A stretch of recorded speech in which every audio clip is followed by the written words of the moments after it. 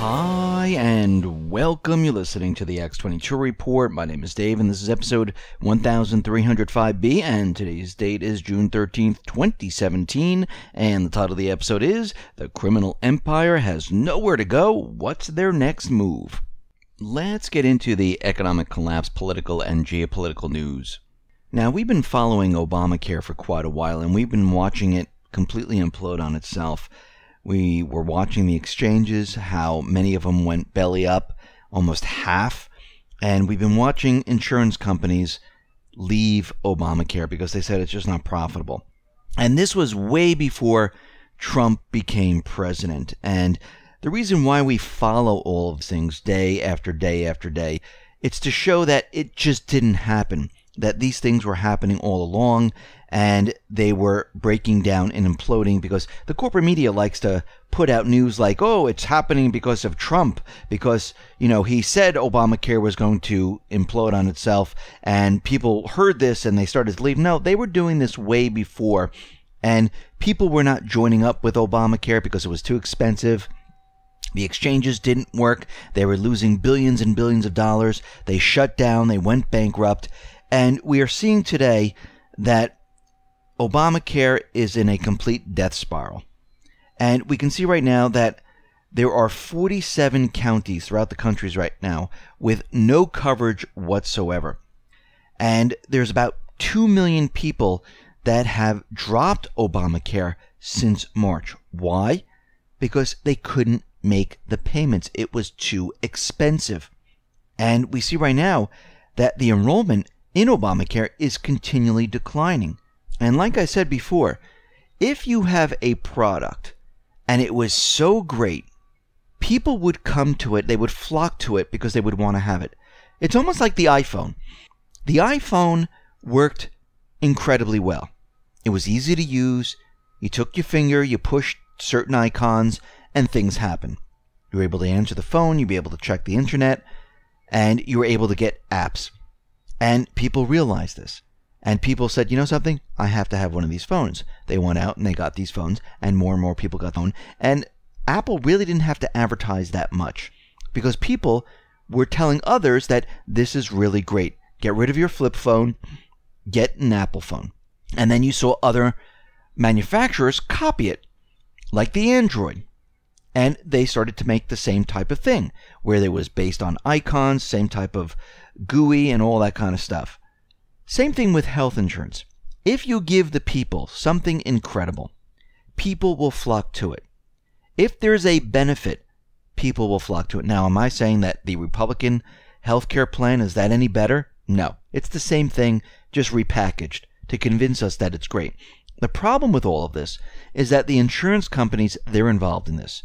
And the insurance companies are writing these bills, and it's not to benefit the people, it's to benefit themselves. This is one of the major problems here, just like a lot of the bills in government, because they're always attached to some corporation, some financial institution, and whenever they do these things, and whenever they pay off their government official some way, somehow, whatever bill they're pushing, it's to benefit themselves and that sector of the industry or that corporation specifically.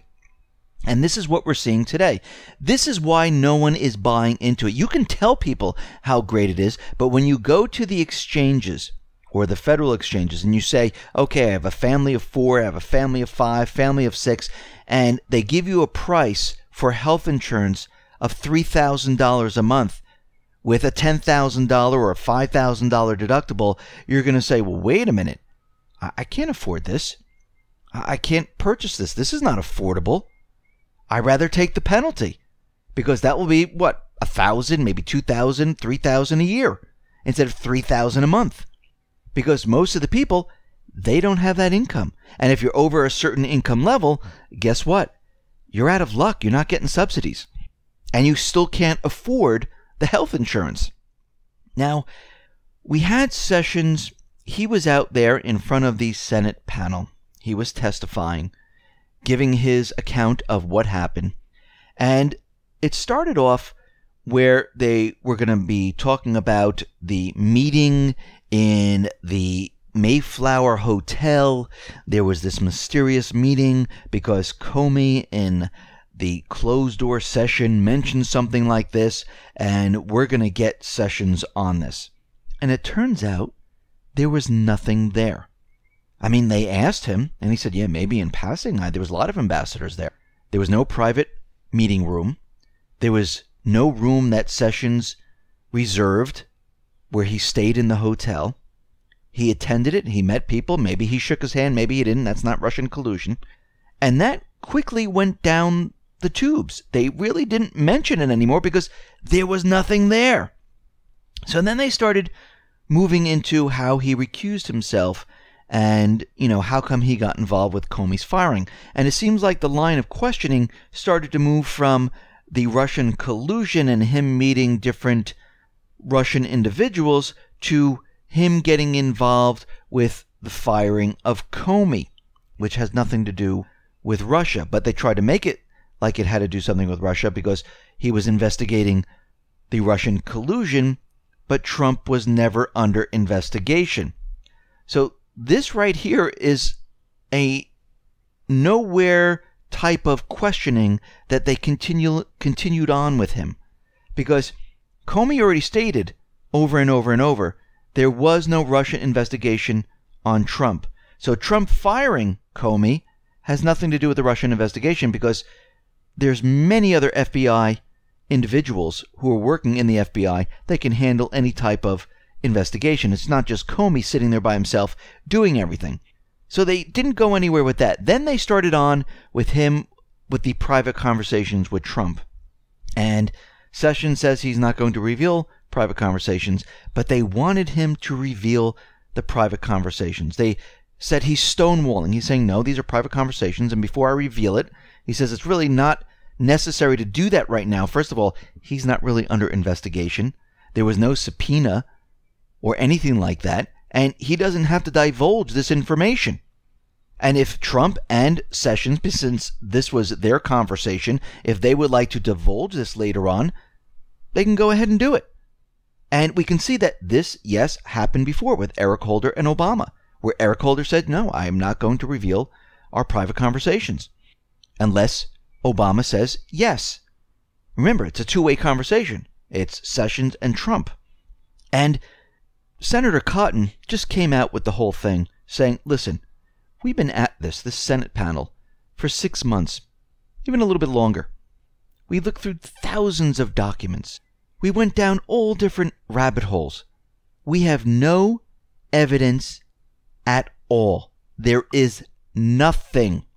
We can't find anything. He goes, but we do have evidence of a real crime that was committed. The unmasking, the leaks, the email scandal with Clinton, the obstruction of justice by Loretta Lynch, the Attorney General at that time. We know there were crimes committed there, but we're doing nothing. Instead, we're continually going down this rabbit hole where there is nothing. We found nothing. And yes, Flynn, Comey, they all had meetings behind closed doors, and if there was truly something, it'd be all over the place. But we can see right now, there is nothing. They have nothing. And they're reaching a point now where it's a dead end. But what's very interesting is that, Obama had a back channel to Moscow. He had what was called the red phone. It wasn't really a red phone, but it was a messaging channel for urgent messages and documents. So he had a back channel. Was there collusion? Just because you meet an ambassador, shake his hand, shake her hand, and speak to them maybe at a conference, doesn't mean you're colluding. People do this every single day. And at this point, I think throughout the 6 months plus, if there is no evidence right now, and there is nothing, we've come to a point where there's nothing there anymore. But the criminal empire, the deep state, they don't want to give up. They keep pushing and pushing and pushing. And it seems like they don't want to stop for some reason until the very end. So what are they going to do? And we've talked about this before. They tried this whole Russian thing. They tried, Trump is going to get rid of Mueller. How dare he? That's going to prove that he had something to do with Russia. Well, first of all, in a closed meeting with Rosenstein, the question was asked, are you going to remove Mueller? Will Trump remove Mueller? And he said, no, the only person that can remove Mueller is me. Only the Attorney General in that office can remove him. Yes, Trump can maybe write an executive order, but he'd be ridiculous to do. So this whole story coming out of the corporate media is to keep the propaganda going. This is what they like to do. And if you notice, all the information that has been used in these settings with Comey, with Sessions, all came from the corporate media. All came from the intelligence agencies. It all came from them. It didn't come from their investigation, the Senate panel investigation. It didn't come from their evidence that they have. They have nothing. They're going by news stories. Shouldn't they take those news stories and investigate it and see if they're actually true? I mean, they know it's not true because they can't prove any of it. But it's unbelievable how this is all playing out, and no one is sitting there going, what are we doing in this country? We know what the problem is. It is these individuals that continually push propaganda. And we know that Comey leaked information. We know there's other leakers. This is where our focus should be pointed at. But they don't want to do anything about it. If you notice, no one was in there going, yes, this is what we should be doing. When Cotton said this, nobody stood up and said, yeah, we have a major problem here. This is where we should be looking. Everyone just stays quiet. Now, today, Secretary of State Rex Tillerson announced that North Korea has released the 22-year-old American student Otto Warmbier, and he was sentenced to 15 years of hard labor in March of 2016. And right now, reports are saying that he's in a coma for unknown reasons, and we don't know if this story is true or not, but this is what's being reported at this point. And we can see that the Trump administration, China, they all work with North Korea to have this individual released. And it looks like they are working on others to have other individuals released. Again, like we said, this is all part of the plan to calm the situation down in North Korea, to have North Korea join the One Belt, One Road system, to work with them economically. And we see right now that the corporate media, if you notice, they're continually trying to stir things up with different headlines about North Korea and how they're going to hit the United States and how they're going to cause a blackout and everything like this, because their whole mission and their whole agenda is to create this propaganda so when they have their events, they have someone to blame this on. Now, we see there was a North Korean drone which snapped photos of the THAAD system in South Korea, and it looks like the drone crashed. This was an unmanned aerial vehicle, and it was found by local residents on a mountain of South Korea's Gangwon province. And they're saying that, yes, this was flown in by North Korea. They were taking pictures so they knew exactly where the missile systems were. And once again, North Korea, South Korea, they do this to each other. They fly drones, just like the United States flies drones into Syria, and Russia flies drones to see what the U.S. is doing. Each nation does do this. And the question is, did it really come from North Korea? Or is this being used as propaganda once again? And they're saying that the pictures were taken using the drone's built-in Sony camera. And we see right now that Moon Jae-in, which is the South Korean president, he's not too happy with the missile systems in South Korea. And he's going to be meeting with Trump on June 29th and June 30th. He'll be coming into Washington, meeting Trump in the White House, and I'm sure they're going to be formulating plans on how to basically calm the situation down in the region, because we know that Moon Jae-in, he wants to talk to Kim Jong-un and work their differences out. Actually, right before all this started to happen, they were working their differences out. They were going to work together, and all of a sudden, we see that the deep state, the criminal empire, the central bank, they push their agenda to separate the two countries once again. We see the USS Carl Vinson. Well, it is on its way home. It'll be pulling into Pearl Harbor very soon. And we can see that the USS Nimitz, well, it has left San Diego on June 5th. It is on its way out into that area of North Korea. Not North Korea specifically, but in that general area.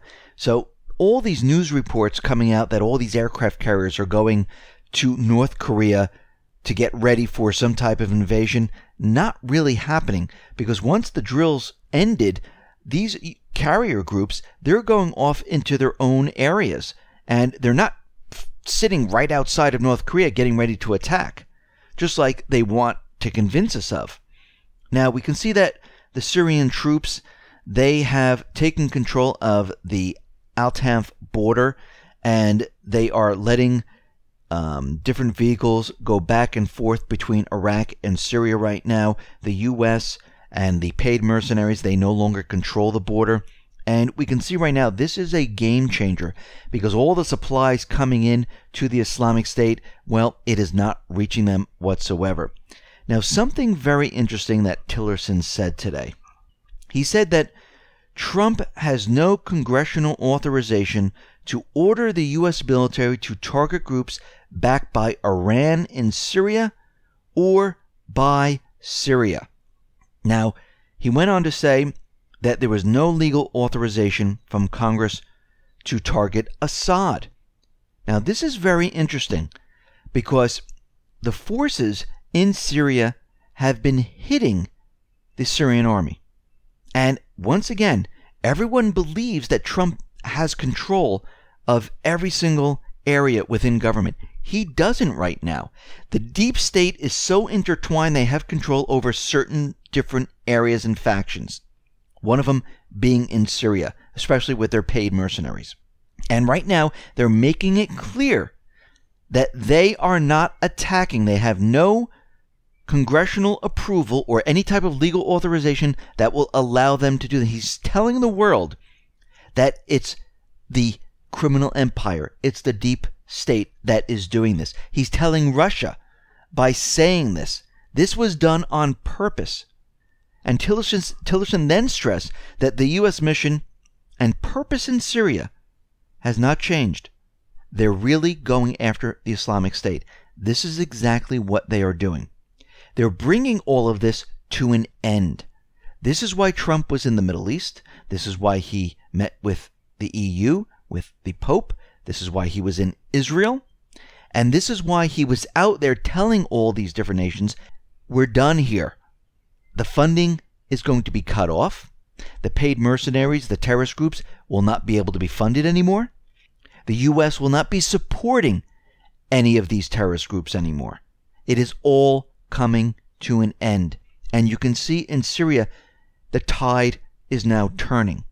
We see in Qatar, where all the different Gulf states are saying, listen, get rid of the terrorist camps. Now, everyone believes that this is towards the government of Qatar. No, it's not.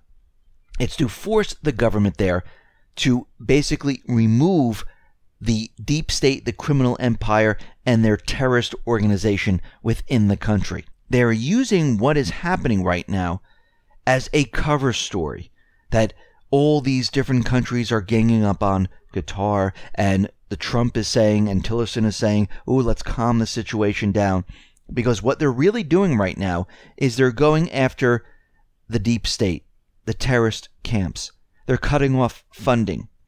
All this is being done right now at the same time Trump is preparing to destroy the system, because the system operates to back the deep state. The system operates to back the criminal empire. Without this system, they cease to exist. Because think about what they do. All of this currency that's floating around, all the dark pools of currency, they use this to fund their operations. They use this to fund all the events, all the false flags. They use this to fund the paid mercenaries across the globe, to have regime change, to place sanctions on certain countries and make them pay and make them give. And if they don't get what they want, then they bring in the troops. Basically, This is like a criminal organization, and the U.S. troops, they are being used as the criminal organization's muscle. When you remove the funding, like Russia did with the Islamic State when they destroyed the oil convoys that the United States couldn't destroy over a year, and Russia came in and after like a month or so found it, destroyed it, and that was that. All the funding dried up. The Islamic State, they were done with. They couldn't do anything anymore. The paid mercenary group, done. The funding has been cut off now between Iraq and Syria. Qatar is now putting the screws to the deep state and the training camps within their country. The other countries are saying, we're done. This is why Saudi Arabia is now backing the Kurdish. The Kurdish forces saying, okay, let's try our next move. Remember, just because Trump is saying this doesn't mean they're going to go along completely with it. Now they're going to try to separate Syria. And that is going to fail just like everything else has failed. But they're still trying to do things because there's still factions within these organizations that still want what they want. And they don't like to give up. But what we're starting to see is that things are coming around them. It's getting tougher and tougher for them to maneuver, to fund, to push these operations. And eventually what's going to happen is Assad will take back his country. The deep state, the central bank, the criminal empire, when this entire system comes down, all that funding dries up. That's when they're in big trouble. That's when most likely Trump is going to go after all of them. Because now he has the upper hand. He destroyed their system. He destroyed their money-making system. And once you do that, you control everything. Listen, everyone, thanks a lot for listening. Be well, be safe, and especially be prepared. Thanks a lot.